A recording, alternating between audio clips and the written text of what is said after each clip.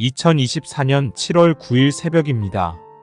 하나님의 말씀은 시편 119편 1절에서 8절입니다. 행위가 온전하여 여호와의 율법을 따라 행하는 자들은 복이 있으며 여호와의 증거들을 지키고 전심으로 여호와를 구하는 자는 복이 있도다. 참으로 그들은 불의를 행하지 아니하고 주의 도를 행하는도다. 주께서 명령하사 주의 법도를 잘 지키게 하셨나이다. 내 길을 굳게 정하사 주의 율례를 지키게 하소서. 내가 주의 모든 계명에 주의할 때에는 부끄럽지 아니하리이다. 내가 주의 의로운 판단을 배울 때에는 정직한 마음으로 주께 감사하리이다. 내가 주의 율례들을 지키오리니 나를 아주 버리지 마옵소서. 하나님 말씀을 증거하겠습니다. 밀과 이렇게 보리를 비교하게 되면 똑같은 조건이라고 했을 때 밀이 이렇게 보리보다 훨씬 더 척박한 곳에서 훨씬 더 잘 자란다고 하는 것입니다. 그 이유는 보리보다 밀이 더 뿌리를 깊게 내리기 때문이고 또 이렇게 내리면서 이렇게 뿌리가 힘이 생긴대요. 다시 말하면 내공이 쌓여가지고 수분과 그 양분의 흡수력이 뛰어나기 때문에 그래서 열매도 견실하다라고 하는 것입니다. 시편 119편은 전통적으로 이 말씀에 대한 그 시편의 내용이죠. 여러분 우리가 알다시피 우리 영혼을 말씀 가운데 깊게 뿌리 내리는 것은 쉽지 않습니다. 왜냐하면 한 번 읽고 이게 바로 이해가 되고 은혜가 되면 좋을 텐데 때로는 깊은 묵상이 필요할 때가 있기 때문이죠. 야곱이 천사하고 씨름했듯이 말씀과 더불어서 씨름해야 될 때도 있다고 하는 것입니다. 그러나 일단 한번 이 말씀이 내 삶 가운데 뿌리 내리게 되면 어려운 일이 와도 쉽게 무너지지 않는다고 하는 것이죠. 내공이 쌓이는 것입니다. 모래 위에 집을 짓는 것과 바위 위에 집을 짓는 것을 이렇게 보게 되면 모래 위에 짓는 것이 훨씬 더 편합니다. 일단 모래는 그 위치를 볼 때에 그 아래쪽에 있지 않습니까? 접근 자체가 훨씬 더 편하죠. 그리고 이렇게 바닥에 이렇게 푹 들어가서 그곳에 나무 같은 것을 올리기도 쉽죠. 그냥 이렇게 박으면 됩니다. 그러니까 쉽게 이렇게 집을 지을 수 있다고 하는 거죠. 근데 이게 바위는 위치적으로 볼 때에 아래쪽이 아니고 그 위쪽입니다. 위쪽. 그러니까 올라가야 된다고 하는 거죠. 근데 맨손으로 올라가는 것이 아니고 무거운 이 건축 재료를 가지고 당시에는 기계가 없을 것 아닙니까? 이걸 전부 다 이렇게 손으로 들고 올려야 됐다라고 하는 거죠. 얼마나 힘이 들고 고달프겠습니까? 그러나 일단 이곳에 집을 짓게 되면요. 힘이 들긴 하지만 튼튼합니다. 비가 와도 끄떡이 없고 웬만한 파도가 일어도 이곳까지는 올라오지 못한다라고 하는 것입니다. 그리고 지진이 나도 버틸 수가 있겠죠. 여러분이 말씀을 가지고 생각하고 또 말씀을 바탕으로 이 결정하는 것이 처음에는 어려울 수가 있어요. 그러나 이런 좋은 습관이 우리 삶 속에 정착이 되면 우리는 견고한 삶을 살 수가 있다고 하는 것입니다. 그래서 이 사도 바울이 3차 전도행을 마치고 밀레도에 들렸을 때 그것으로 에베소 장로님들을 막 초청을 합니다. 불러가지고 유언가도 같은 그런 메시지를 증가하죠. 이제 예루살렘에 가면 순교할 수가 있거든요. 그래서 더 이상 교인들이 볼 수 없다고 하는 그 생각에 온 몸과 온 힘과 마음을 다해서 진심의 선포를 하는데 그 선포가 사도행전 20장 32절의 말씀이죠. 지금 내가 여러분을 주와 및 그 은혜의 말씀께 부탁하노니 그 말씀이 여러분을 능히 든든히 세우사 거룩하게 하심을 입은 모든 자 가운데 기업이 있게 하시리라. 가장 중요한 에키스 한 줄을 선포하는 거예요. 다른 많은 말이 아니고 유언과도 같은 메시지를 선포할 때는 핵심적인 말을 선포하지 않습니까? 그 핵심적인 말이 뭡니까? 말씀만이 너희를 능히 든든히 세울 수 있다. 그리고 두 번째는 말씀만이 하나님의 기업, 다시 말하면 교회겠죠. 그 교회를 든든히 세워갈 수 있게 한다고 하는 것입니다. 그러니까 이 바울은 주님의 그 말씀을 마음에 새기고 또 입술로 또 고백하고 몸으로 이렇게 실천해 나가라고 하는 거예요. 그게 당신들을 견고하게 하는 것이고 교회를 단단하게 만든다라고 하는 것입니다. 여러분 우리가 알다시피 시편 1편은요. 1절과 2절 말씀인데 이렇게 시작합니다. 복 있는 사람은 악인들의 꾀를 따르지 아니하며 죄인들의 길을 서지 아니하며 오만한 자의 자리에 앉지 아니하고 오직 여호와의 율법을 하나님의 말씀을 즐거워하여 그의 율법을 이 말씀을 주야로 묵상하는도다. 이렇게 나옵니다. 그러니까 이 복된 삶을 사는 비결은 다른 것이 아니고 말씀을 즐거워하고 또 말씀을 묵상하고 말씀을 사랑하고 이 말씀과 동행하는 것. 그게 바로 우리 그리스도인의 최고의 복이라고 하는 것입니다. 지금 여러분의 영혼이 살아있는지 그렇지 않는지 시금석이 뭐냐면 내가 지금 말씀을 보는데 뭐 즐거움이 있고 뭐 감사가 넘치고 막 기대가 돼요. 그리고 은혜가 있으면 여러분의 그 영혼은 지금 살아있는 것입니다.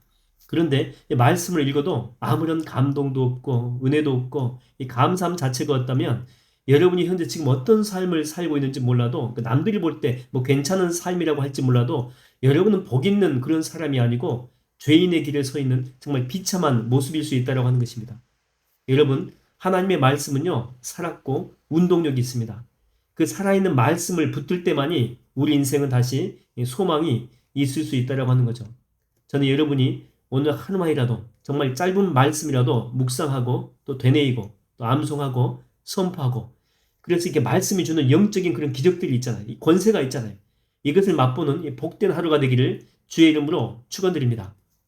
기도하겠습니다. 하나님 아버지, 우리가 이 세상을 살면서 성경 66권의 귀한 말씀이 정말 우리 손에 이렇게 들어와 있다는 이 사실 자체가 얼마나 감사한지 모릅니다.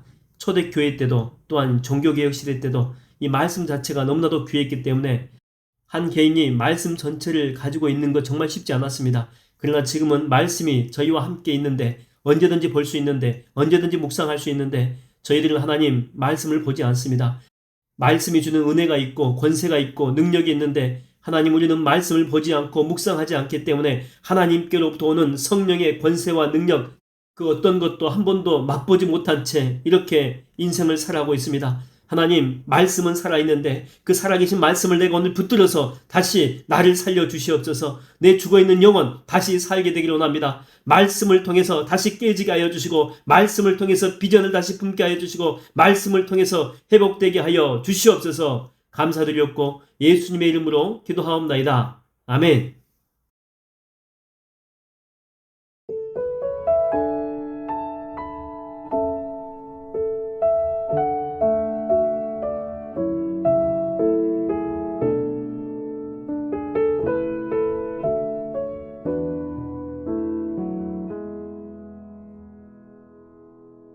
주님 말씀하시면 내가 나가리다. 주님 뜻이 아니면 내가 멈춰서리다.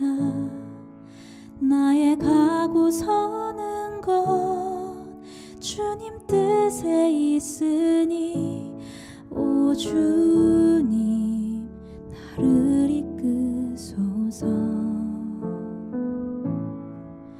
주님 말씀하시면 내가 나가리다. 주님 뜻이 아니면 내가 멈춰서리다.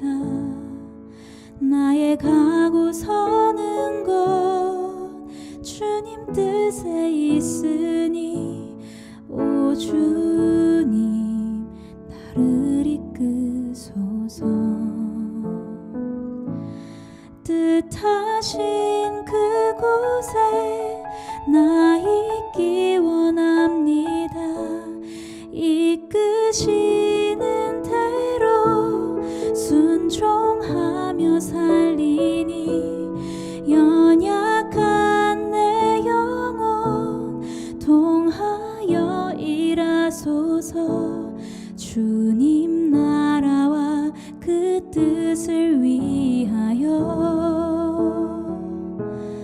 오 주님 나를 이끄소서.